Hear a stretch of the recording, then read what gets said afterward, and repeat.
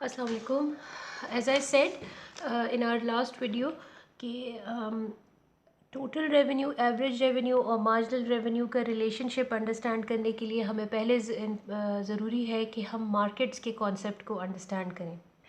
ठीक है, अब मार्केट सबसे पहले तो आपको ये पता, okay let me tell you one thing कि मेरे फर्स्ट ईयर के बच्चों के कोर्स में ये उनका स्मार्ट सिलेबस है, ये सारी चीज़ें मेंशन्ड नहीं है, बट नेवरदलेस ये एक बैकग्राउंड इन्फॉर्मेशन है जो उनकी कॉन्सेप्ट बिल्डिंग के लिए बहुत इम्पॉर्टेंट है। ठीक है, उनके कोर्स में फिर ये परफेक्ट और मोनोपोली मेंशन्ड है, वो तो मैं डिटेल से कराऊंगी ही। ठीक है, as far as my BS political science students and BS law students are concerned, they have to it's going to benefit if they listen to carefully to all what I have to teach in this video.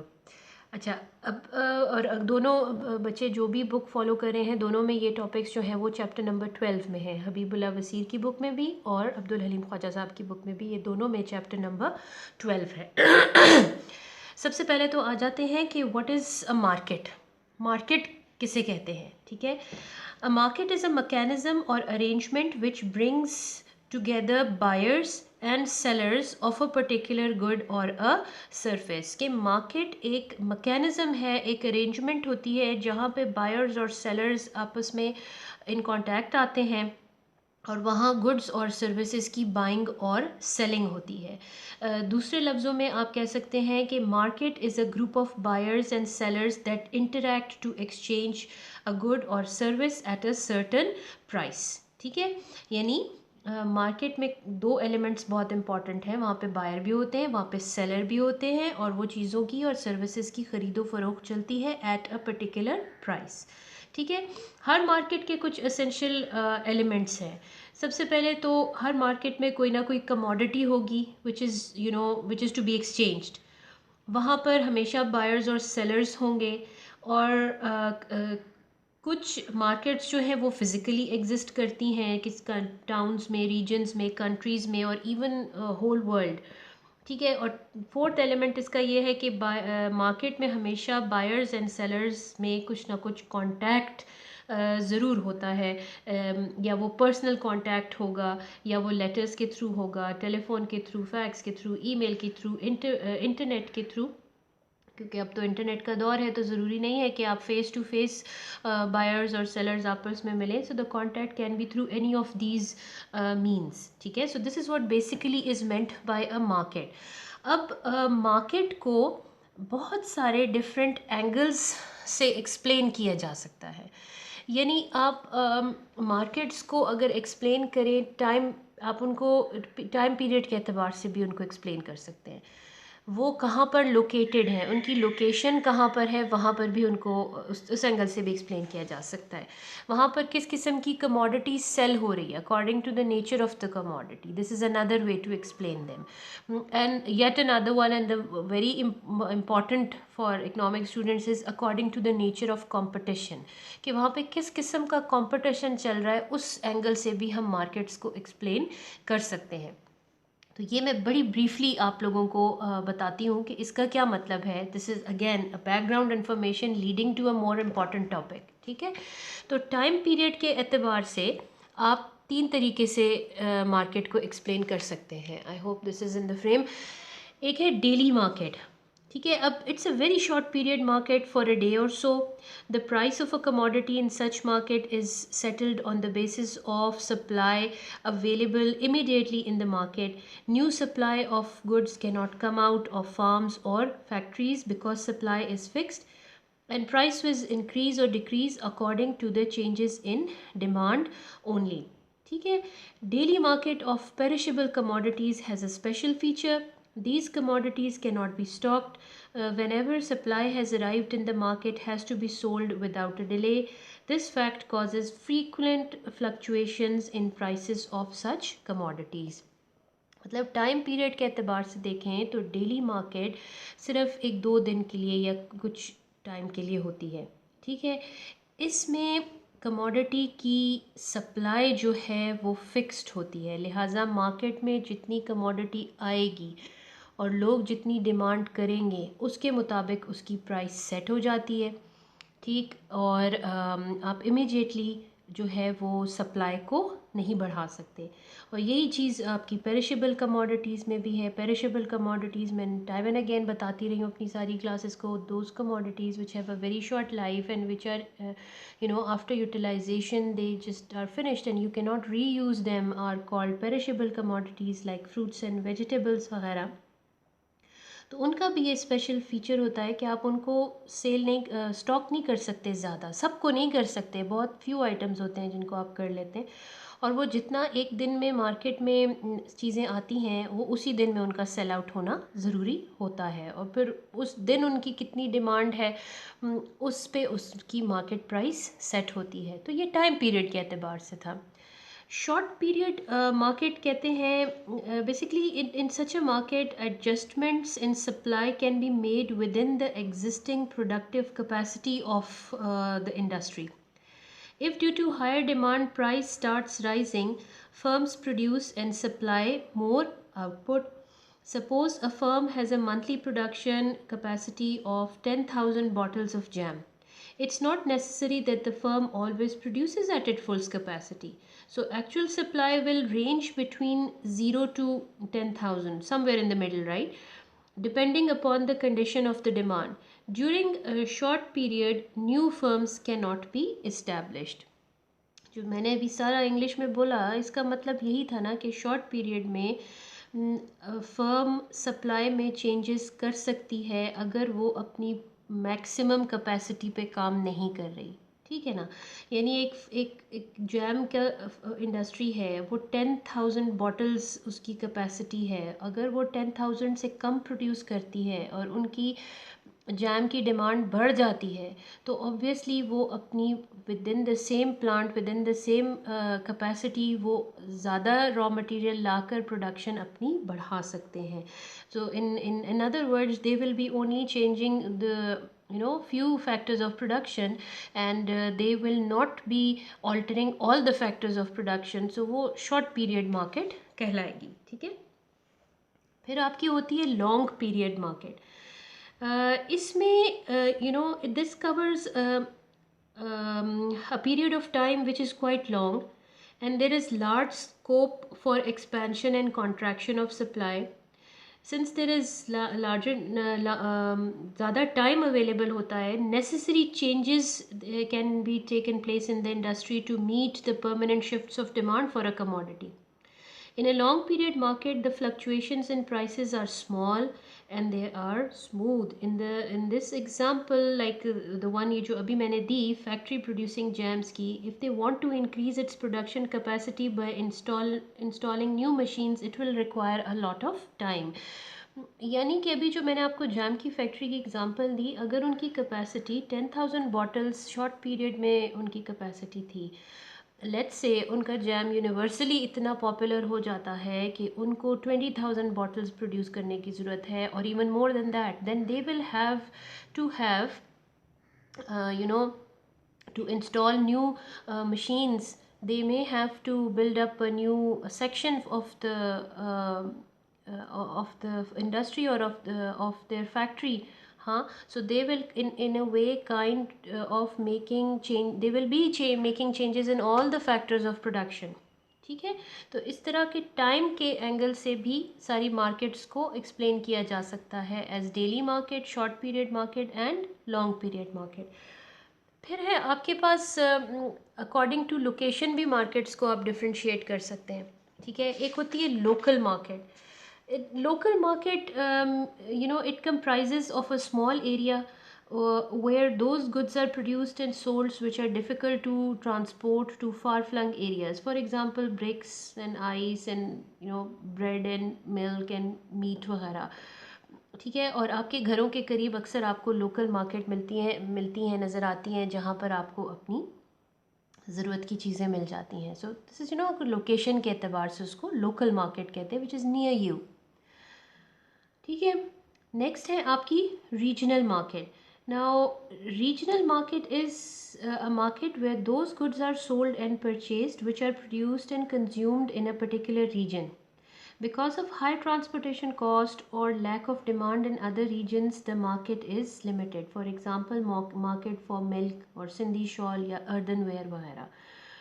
यानी यहाँ पे ये इसके level से आप ज़रा local level से आप बाहर निकल जाएं, वो रीजनल मार्केट कहलाती है।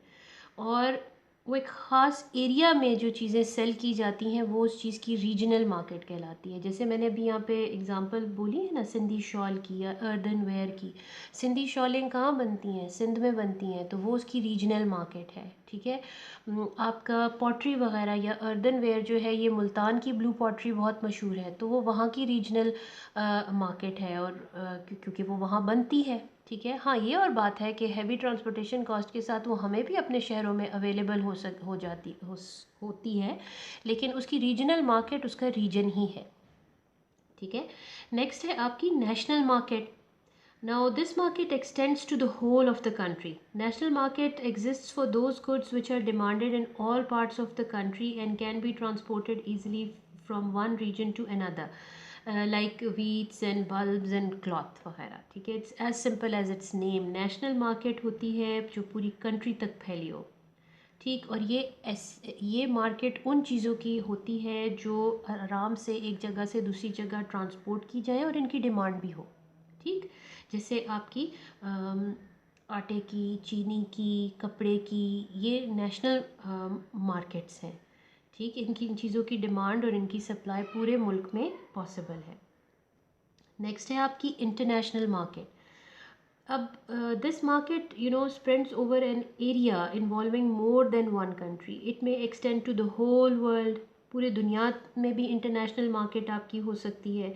ठीक है। पार्ट्स ऑफ द वर्ल्ड में भी हो सकती है। The goods which are demanded internationally and they can be produced on a large scale are exchanged in this market. जैसे गाड़ियाँ हो गई, कंप्यूटर हो गया, पेट्रोलियम प्रोडक्ट्स हो गई, हैवी मैकेनिकल मशीनरी वगैरह हो गई, इनकी इंटरनेशनल मार्केट एग्जिस्ट करती है। तो आप ये देखो, ये सारी मार्केट्स को एक्सप्लेन किया जा रहा है उनकी लोकेशन के एतबार से। ठीक है। लोकल, फिर रीजनल, फिर उससे बड़ा नेशनल, और उससे बड़ा फिर इंटरनेशनल लेवल। ठीक है। ग्लोबल मार्केट या इंटरनेशनल मार्केट, इनके लिए ये वर्ड्स यूज़ होते हैं। नेक्स्ट है आपका कि आप मार्केट को स्टडी कर सकते हैं according to the nature of the commodity. जैसे आपकी एक जनरल मार्केट्स होती हैं। जनरल मार्केट्स में जैसे आप लाहौर में हैं तो अनारकली बाज़ार हो गया, आप पेशावर में हैं तो सदर मार्केट हो गई आपकी, कराची का भी सदर है, वो एक जनरल मार्केट है आपका। अपारा है इस्लामाबाद में, पेशावर में किस्सा खानी है। ये सारी यहाँ पे तरह तरह की चीज़ें मिल जाती हैं, खाने पीने की से लेकर जूते, बर्तन, डिफरेंट कमोडिटीज़ अवेलेबल हैं, तो इनको हम जनरल मार्केट्स कहते हैं। ठीक है। फिर आपकी स्पेशलाइज्ड मार्केट्स भी होती हैं। स्पेशलाइज्ड मार्केट्स की बड़ी सिंपल और बड़ी इजी एग्जांपल है, जैसे आपकी फ्रूट मंडी हो गई, आपकी सब्ज़ी मंडी हो गई, आपका सराफा बाज़ार हो गया, आपका उर्दू बाज़ार हो गया। यहाँ पर आपका पेशावर में जैसे चित्राली बाज़ार है, वहाँ पर चित्राल की जितनी भी कमोडिटीज़ हैं जो लोग पहनते ओढ़ते हैं, वो वहाँ पे मिलता है। ठीक है। अगर आपकी कोई एक ख़ास मार्केट है जहाँ पे ड्राई फ्रूट अवेलेबल है, तो वो आपकी ड्राई फ्रूट मार्केट कहलाएगी। तो this is how you explain them according to the nature of the commodity. अब आ जाते हैं अपने सबसे ज़्यादा इम्पॉर्टेंट टॉपिक की तरफ, जो आप लोगों के कोर्सेज़ में है। और ये टू बी वेरी फ्रैंक, यहाँ पर आके स्टूडेंट्स डर जाते हैं और they think that it's out of the world, कोई बड़ी मुश्किल सा टॉपिक है। लेकिन अगर आप इसको सुने, इसको पेशेंटली समझें, तो ये इतना भी डिफ़िकल्ट नहीं है।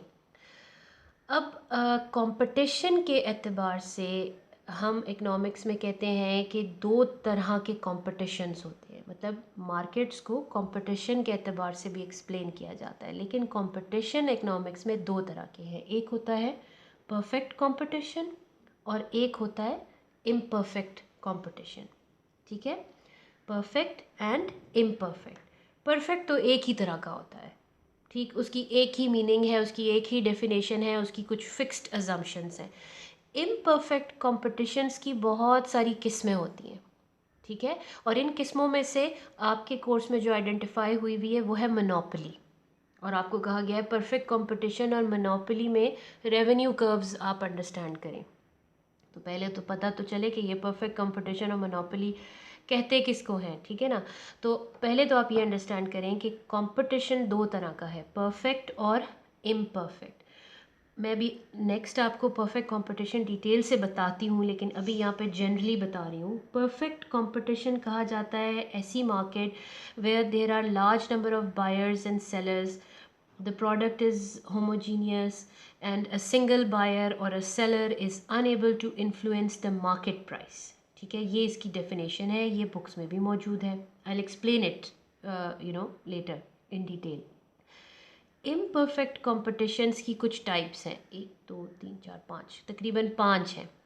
ठीक है, first one is monopolistic competition.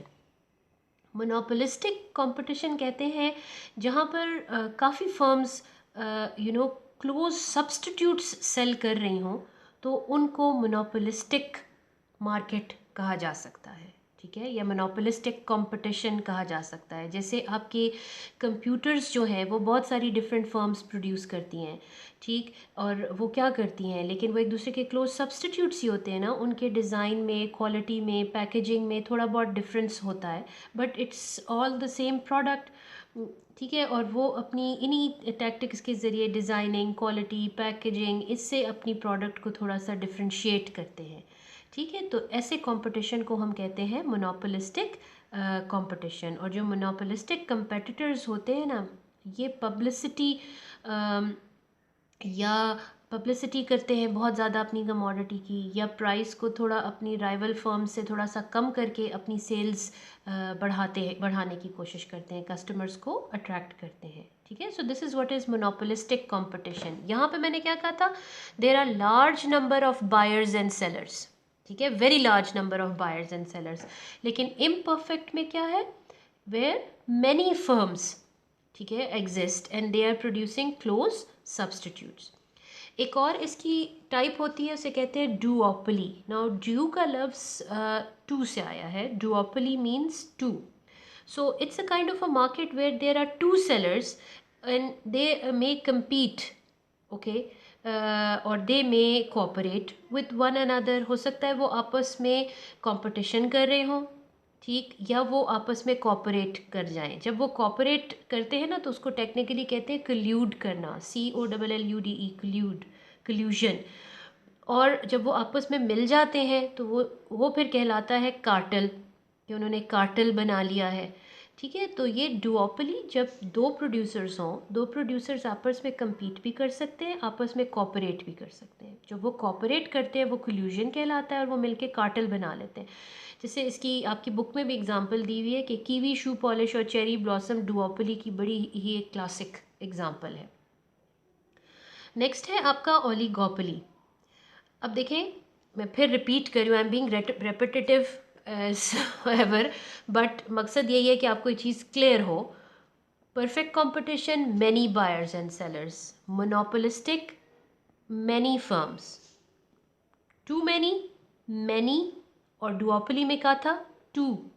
Oligopoly क्या है, यहाँ पर हम फ्यू सेलर्स पर आ गए हैं। यहाँ पर फ्यू सेलर्स होते हैं, वो आपस में compete भी कर सकते हैं और आपस में कॉम्प्रोमाइज़ करके भी सेलिंग अपनी कर सकते हैं। इसमें आपकी एग्जांपल्स आ जाती है, जैसे आपके टूथपेस्ट सेलर्स हैं। ठीक है, ये हो गया आपका oligopoly, which is defined, it's a market where few sellers में compete और compromise to sell their respective commodities. Next आ जाए मोनोपोली पे। नाउ मोनो मीन्स वन, ठीक है, so monopoly is a kind of a market where there is only one seller, जहाँ पे चीज़ को बनाने वाला सिर्फ एक है, उसके कंपटीशन में और कोई नहीं है। That type of market is called monopolistic market या मोनोपोली। ठीक हो गया। इसमें आपकी एग्जांपल है, जैसे पाकिस्तान में वापडा है, इलेक्ट्रिसिटी सप्लाई में इनकी कोई राइवल फर्म नहीं है, सारी सप्लाई इनके हाथ में है। ठीक है, तो ये आपका कहलाता है मोनोपोली। फिर आखिरी आपकी एक इम्परफेक्ट की किस्म रह जाती है मोनोप्सनी। अब इसमें स्ट्रेंजली हम सेलर्स के एंगल से मोनोप्सनी को एक्सप्लेन नहीं करते, बायर के एंगल से करते हैं।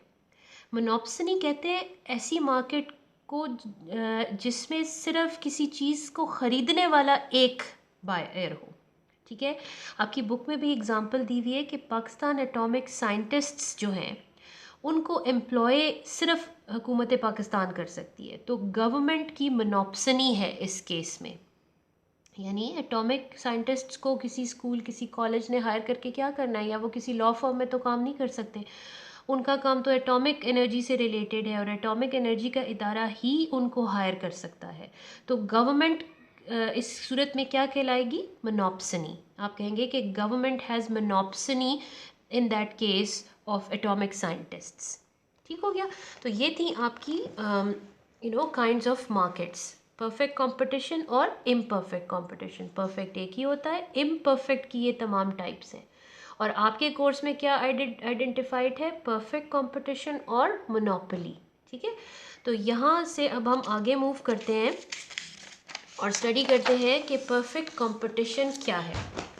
Let me fix this for you people, I hope this is clear now. अच्छा, परफेक्ट कंपटीशन। अच्छा, ये चीज़ मैं सब स्टूडेंट्स को बता दूं, ख़ास तौर पे फर्स्ट ईयर के स्टूडेंट्स को, कि बहुत रेपिटेटिव आपके एग्ज़ाम्स में प्रीवियस ईयर्स में आता रहा है कि how a firm achieves equilibrium in perfect competition. आपके स्मार्ट सिलेबस में अब इक्विलिब्रियम नहीं मेंशन मेरे फर्स्ट ईयर के स्टूडेंट्स के लिए, ठीक है।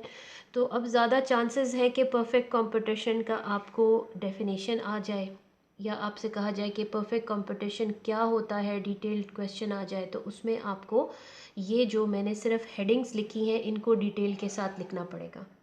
आपको एक और एक्सपेक्टेड क्वेश्चन ये आ सकता है कि what is the shape of revenue curves under perfect competition, या और रीज़न दें कि उनकी इस तरह शेप्स क्यों होती हैं, तो वो हमारा ये नेक्स्ट टॉपिक है। ठीक है, ये आ सकता है। इसी तरह यही सवाल आपको मोनोपोली के लिए भी आ सकते हैं कि व्हाट इज़ मोनोपोली, और मोनोपोली में रेवेन्यू शेप्स, रेवेन्यू कर्व्स की क्या शेप्स होती हैं। So just make it a point कि ये बहुत इंपॉर्टेंट कॉन्सेप्ट्स हैं एग्जामिनेशन पॉइंट ऑफ व्यू से।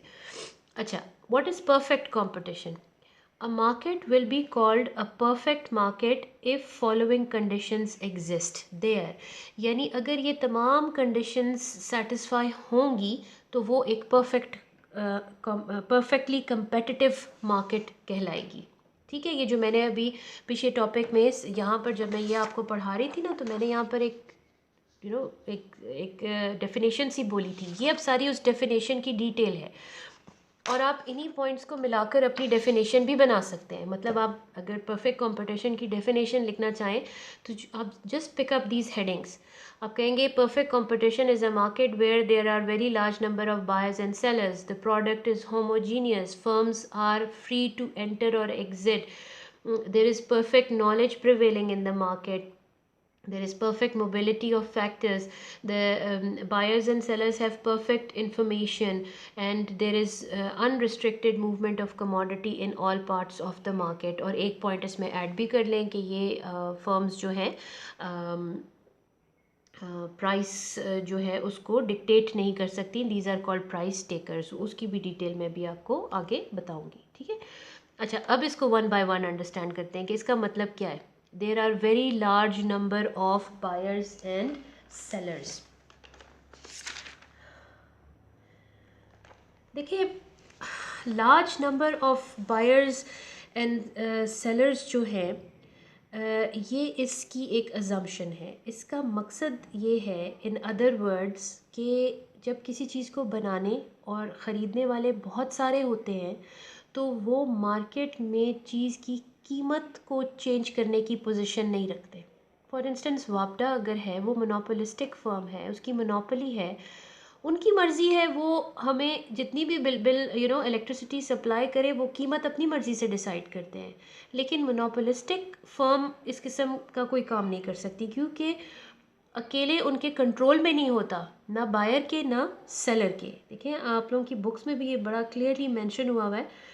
मैं वहीं से रीड करके बता देती हूँ आपको कि large number of buyers and sellers are needed to ensure that actions of any one seller or buyer can not affect the market price.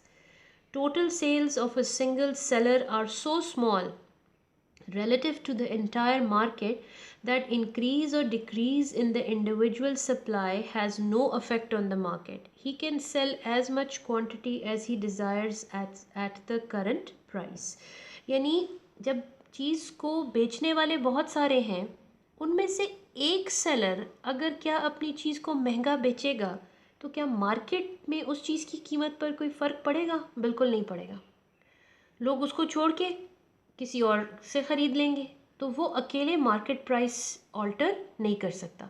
इसी तरह ख़रीदने वाले भी बहुत सारे हैं।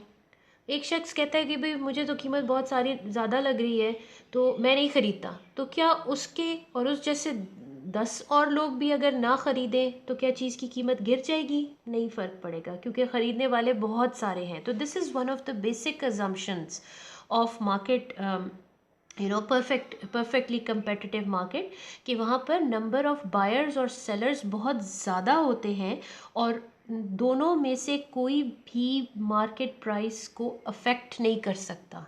ठीक है, उनके किसी एक्शन की वजह से मार्केट में चीज़ की कीमत नहीं बदल सकती। सेकेंड अजम्पशन की तरफ आते हैं। सेकेंड अजम्पशन है होमोजीनियस प्रोडक्ट। ना, होमो मीन्स सेम। ठीक है, होमोजीनियस प्रोडक्ट का मतलब ये है कि जितनी भी फर्म्स हैं, वो जो भी कमोडिटी बना रही हैं वो बिल्कुल आइडेंटिकल है, सेम है, इसमें कोई फ़र्क नहीं है। ठीक है, और प्रोडक्ट्स जो हैं हर फर्म की, वो एक दूसरे के लिए एज अ सब्स्टिट्यूट एक्ट कर सकती हैं। यानी एक फर्म की प्रोडक्ट बिल्कुल आइडेंटिकल है, दूसरी फर्म की तरह है।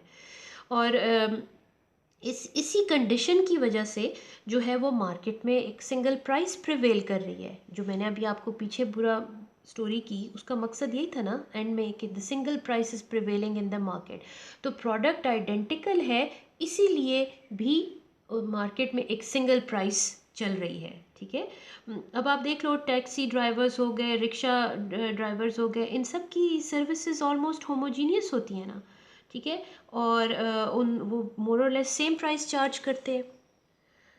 So this was your explanation for homogeneous product. Third है आपका फ्रीडम ऑफ एंट्री और exit. Now, under perfect competition, the new firms can have the freedom to enter, and they can leave the industry if they are facing losses.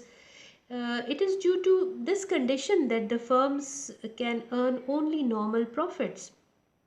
In case of abnormal profits, new firms are attracted to join the industry, and this will increase supply, reduce the price, and abnormal profits will disappear. Similarly, in case of losses, some firms leave the industry and remaining firms will be able to earn normal profits. देखिए, normal profit मैंने अपने पिछले एक video में बताया था कि आपकी जितनी की चीज़ बनी हो, अगर उतनी में ही सेल हो जाए, तो that is called normal profit. एब नॉर्मल प्रॉफिट कहते हैं कॉस्ट से जितना भी ज़्यादा आप सेल करने पे कर पाएंगे, वो कहलाएगा आपका एब नॉर्मल प्रॉफिट। तो परफेक्ट कंपटीशन में चीज़ की एक ही प्राइस प्रिवेल करती है। उसकी एक और वजह ये है कि वहाँ पर फर्म्स अगर प्रॉफिट देख रही हैं किसी बिज़नेस में, तो वो उस बिज़नेस को ज्वाइन कर लेती हैं। जब किसी चीज़ को प्रोड्यूस करने वाले ज़्यादा हो जाते हैं, उस चीज़ का प्रॉफिट मार्जिन कम हो जाता है ना। ठीक है, वो फिर प्राइस नॉर्मलाइज हो जाती है। और अगर वो फेस कर रहे हैं लॉसेस, तो क्या होगा, वो फर्म आपकी इंडस्ट्री को छोड़ देंगी, वो बिज़नेस छोड़ देंगी, वो कोई और काम शुरू कर लेंगी। तो जब वो आप बिज़नेस छोड़ देंगी, तो जो बाकी फर्म्स थी, वो नॉर्मल प्रॉफिट्स कमाना शुरू कर देंगी। तो ये इसका मकसद है इस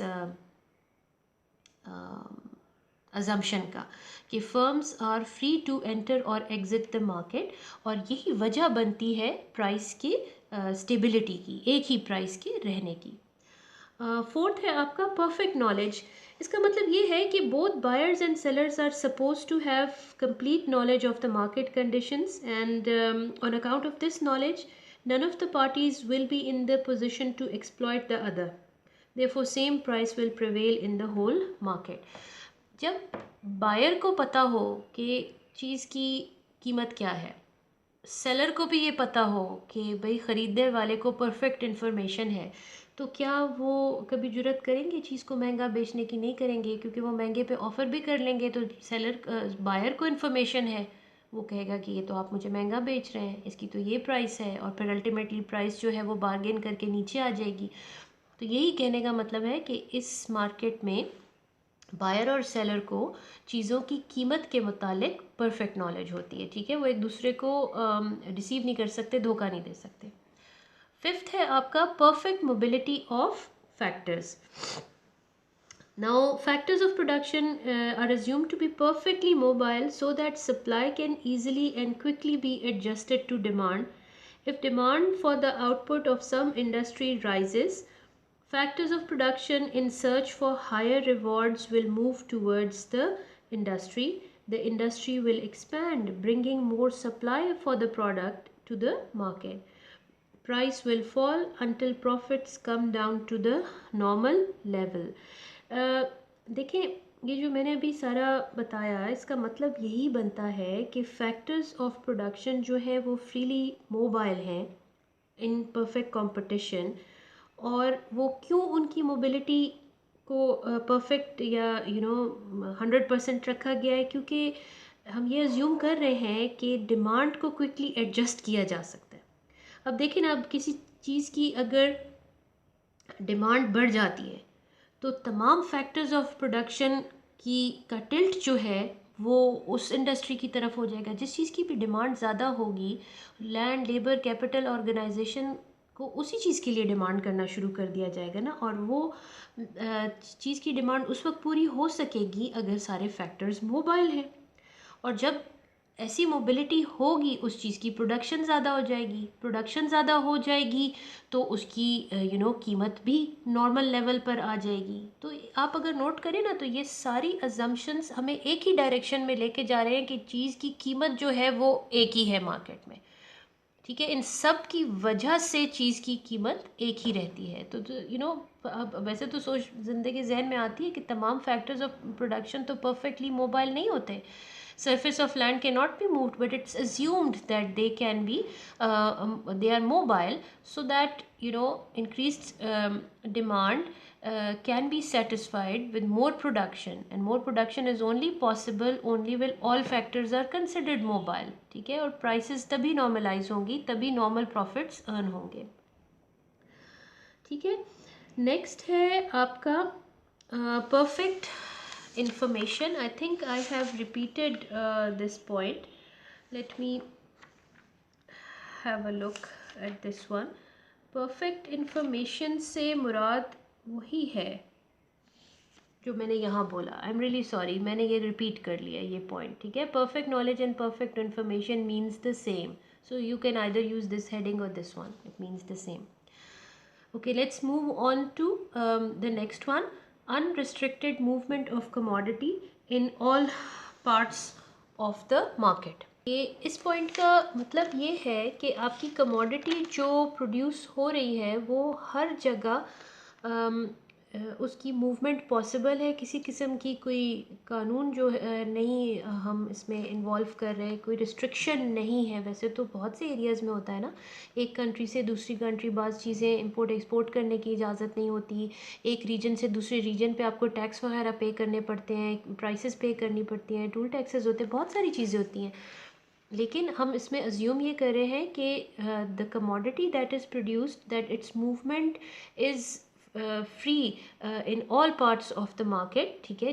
जो भी मार्केट है वो लोकल है, नेशनल है, रीजनल है, वो अनरिस्ट्रिक्टेड मूवमेंट उसमें चीज़ की हो रही है। और अगर वैसे तो चीज़ अपनी बनाने वाली जगह से जब ज़रा दूर ट्रैवल करके जाती है तो उसमें ट्रांसपोर्टेशन कॉस्ट ऐड हो जाती है, उसकी कीमत थोड़ी सी फ़र्क हो जाती है। लेकिन इस केस में हम उसको भी एक परफेक्टली कंपेटिटिव मार्केट ही कंसिडर करेंगे, ठीक है। सो आई होप आपको ये परफेक्ट कंपटीशन क्या है ये क्लियर हो गया होगा, और इसकी अजम्पशंस का क्या मतलब है वो भी आपको क्लियर हो गया होगा, ठीक है। नेक्स्ट अब हम अंडरस्टैंड करेंगे कि परफेक्ट कंपटीशन में रेवेन्यू कर्व्स की क्या शेप होती है। सो दैट इंशाल्लाह we'll do in our next video. Thank you.